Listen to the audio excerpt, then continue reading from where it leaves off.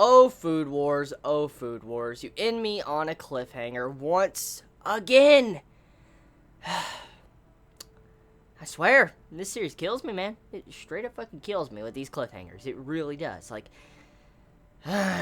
anyways, I'm glad Food Wars is not going to be ending this season. I'm really happy to know Food Wars is going to be carrying over into the next anime season, because I couldn't deal with this anime series already ending, because it's been so fun already, and I couldn't say goodbye to this series as well, because, I mean, I just had to say goodbye to Dungeon Girl, and, you know, even though it has its issues, you know, it was a fun series. So I'm glad I don't have to say goodbye to this series today, because Food Wars, very fucking fun. It's so fun. Like, I love seeing the characters just trying to make food and trying to figure out what they're going to make, their inner struggles of what they're going to cook and stuff like that. I really love seeing stuff like this in this series, especially with how it was displayed in this episode. Now, with this ending conclusion we get, Soma is having a hard time, and I think I kind of figure out why he's having a hard time. I think there's something going on here that is very easily explained. For one thing, Arena. She is the biggest factor, I think, that is an issue for Soma at this moment.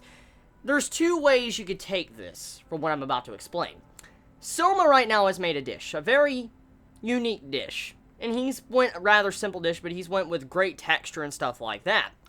And he is working right next to Arena. And as we know, Arena is like the god tongue. She's an amazing chef. She's a brilliant chef. She's phenomenal. And she continues to impress everybody, top chefs and everything. She's that good.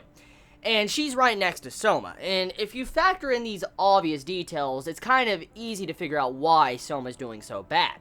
If you were to, let's say, set up two restaurants, let's put this in, you know, real world stance, like, you know, actual things that goes on in real world.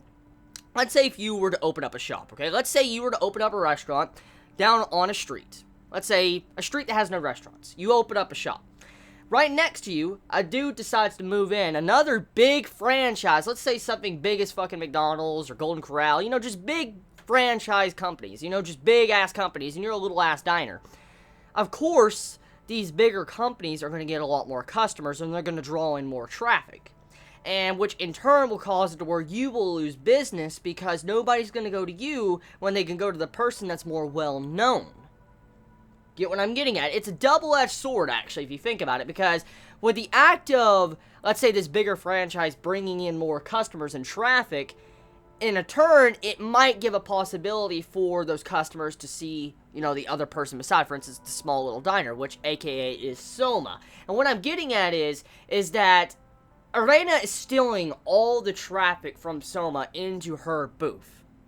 And this could be a double-edged sword. This also can work against Arena, because if something happens to where her food is not good or someone starts complaining, of course they're all going to look at Soma. I mean, they're going to look at Soma and probably go to his booth and try to eat his food.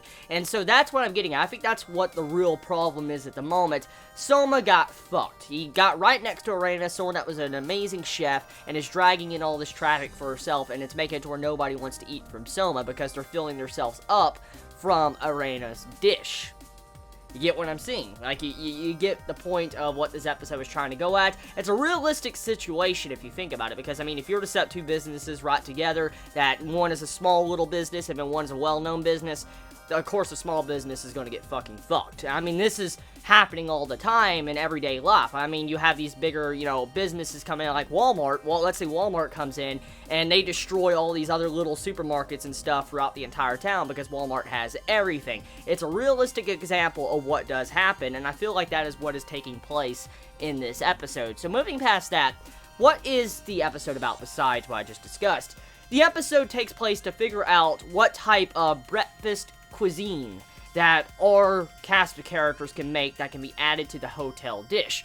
As we know, hotels have a lot of great food, basically in the morning. Like, when it comes to early morning, usually hotels have this giant variety of food for you to select from and eat early morning of hotels. When I was in Florida a long time ago, I think I was around, like, I think I was 9. It was a long-ass time ago when I was in, like, a motel hotel, and I was in Florida. I remember going to a hotel and getting up very early in the morning just to eat the breakfast, because the breakfast is very fucking good.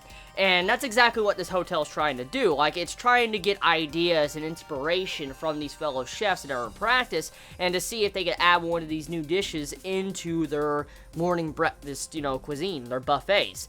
And it makes a lot of sense, it really does. And I mean, it kind of helps out the hotel at the exact same time because they're also hosting these students and giving them food to train. Because think about it, this hotel is hosting all these different students from the school, giving them free lodging to stay in this, luxurious hotel for kind of free. They are, for a school trip. So, of course, they would want something in return, which, in fact, is make us a dish that is worthy of this hotel for we can add it to our, menu.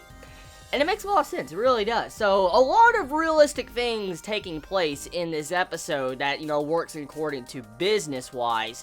And that makes me respect Food Wars quite a bit, just to see some different elements like this throughout this entire episode. Now, in terms of the fan service, I noticed there was a lot more man service than fan service in this episode. Like, a lot of the dudes got a lot of, more fan service, and I bet the women were eating it up this episode, like, hell fucking yeah, I know for a fact, because, they're like, right at the beginning of the episode, we had it to where, one of our characters, he was walking butt fucking naked in the middle of the damn episode, like, right at the fucking beginning. I'm like, bro, and then we get, some female fan service, right, and I'm like, oh, okay, so, like I said, I've been bringing up multiple times, Food Wars, it, goes back and forth with the fan service, and I'm glad it alternates between man service and fan service for both the ladies and guys, and just, it makes this series so much better, just to see it, go to both sides and settle both genders, and just see it for everybody. Everybody can enjoy their bit of fan service. Now, that's about it. I mean, the episode, very simplistic on paper, because, you just have it to where they're trying to make a dish, realistic elements, but according to business, I wonder if Soma's going to be okay, if he's going to be using the popularity of Arena to drag in more customers, and then what is this mysterious girl that was introduced in this episode that has, like, a pale skin and pale white hair going to be doing in the next couple episodes, because clearly she's doing something. She has a very plain dish, and it doesn't seem like she's getting customers, so what is she going to be doing? So tell me your thoughts and comments below. You all have a wonderful day or night wherever you live. Please be safe. Chibi out.